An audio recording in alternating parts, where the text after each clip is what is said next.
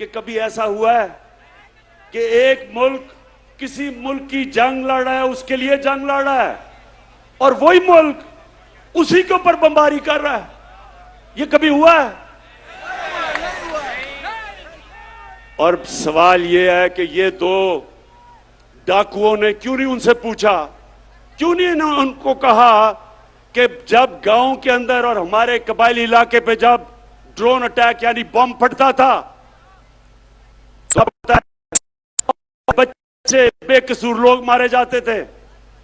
जब drone attack एक घर पे फटता है तो लोगों के गोश्त के टुकड़े दीवारों पे होते हैं।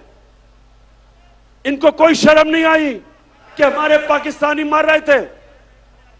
बाहर से हमारा ही दोस्त जिसके लिए हम जंग लड़ रहे हैं वही आके यहां ड्रोन अटैक कर रहा था। क्यों ये दोनों बोल नहीं रहे थे? क्यों नहीं बोल रहे थे?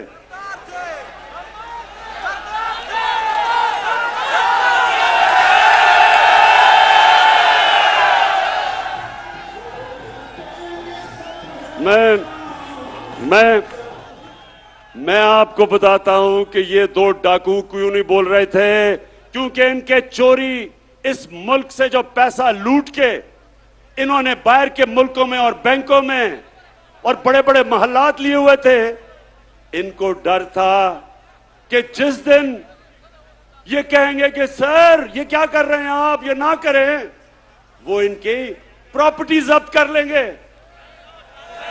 आज रूसियों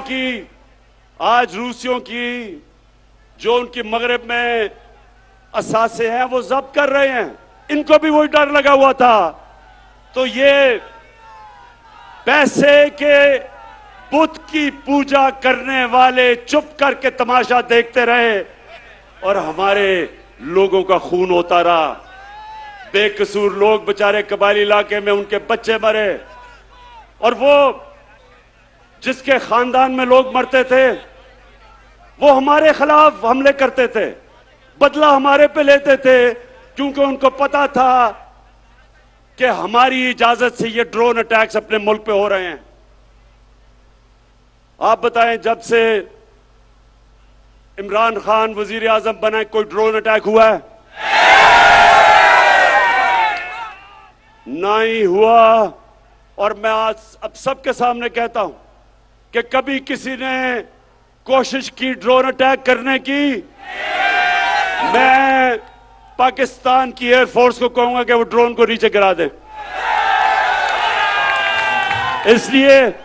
इसलिए कि यह कानून की खिलाफ वर्जी है। कोई दुनिया में कानून इजाजत नहीं देता कि आप किसी के मुल्क में आके अटैक करके और लोग मार दें। अंग्रेजी में कहते हैं जज, जूरी, एक्सिक्यूशनर। ये किसी कानून के अंदर नहीं है, ये जंगल के कानून के अंदर है।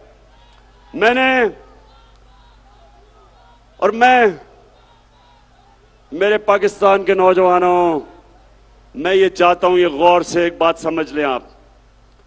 कभी भी कोई कौम अजीम कौम नहीं बनी जो दूसरों के सामने झुकती है। सिर्फ खुददार कौमें अजीम कौम बनती हैं। जो किसी से भीख मांग के गुजारा करती है कौम, वो ऐसे ही है जैसे कि अगर मैं वसाखिया पकड़ लूं, अपनी टांगों पे जोर ना डालूं, मेरी टांगें कमजोर हो जाएंगी। इसी तरह मुल्क कमजोर हो जाते हैं जो अपने पैर पे नहीं खड़े होते। हम कोई किसी से दुश्मनी नहीं चाहते, हम सबसे दोस्ती चाहते हैं। हमारी रूस से भी दोस्ती है, हमारी अमेरिका से भी दोस्ती है, हमारी चाइना से भी दोस्ती है, यूरोप से भी है।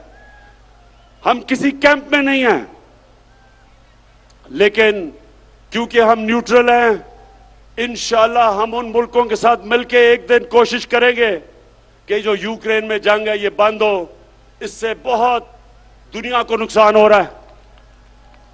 इससे तेल की कीमतें आसमानों पे चली गई, गंदम की कीमतें आसमानों में, गैस की कीमत उधर पहुंच गई है कि ये यूरोप जैसे मुल्क, बर्तानिया जैसे मुल्क में इस वक्त लोगों को मुश्किल पड़ी हुई है।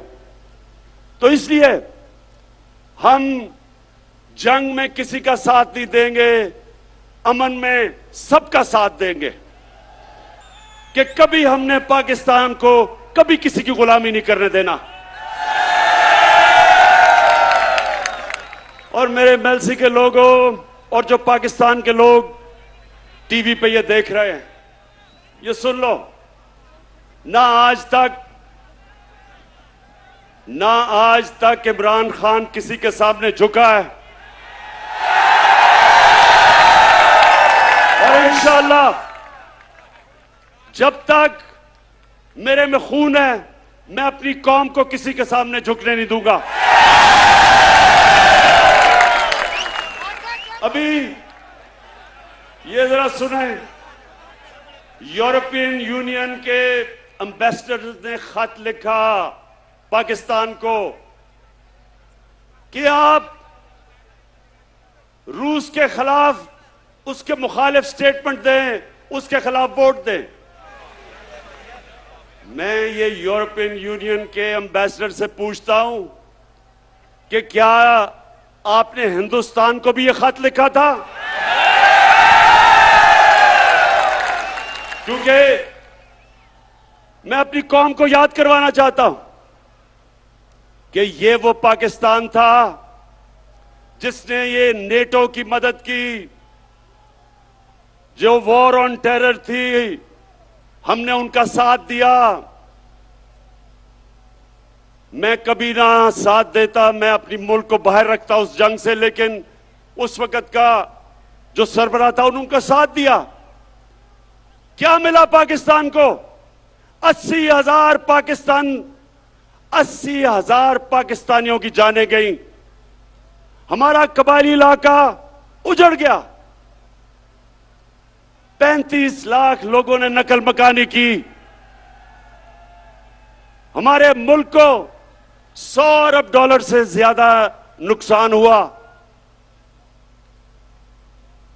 तो क्या मैं अपने यूरोपियन यूनियन के एम्बेसडर से पूछता हूं कि आपने क्या हमारा शुक्रिया अदा किया? क्या आपने कहा कि हां आपने हमारी मदद की थी, हमारी जंग में आपने हमें अप्रिशिएट किया? सारे नेटो के मिला के 10% भी लोग नहीं थे जो इस जंग में मरे। हमारे मुकाबले में जो 80,000 पाकिस्तानियों की कुर्बानी दी गई।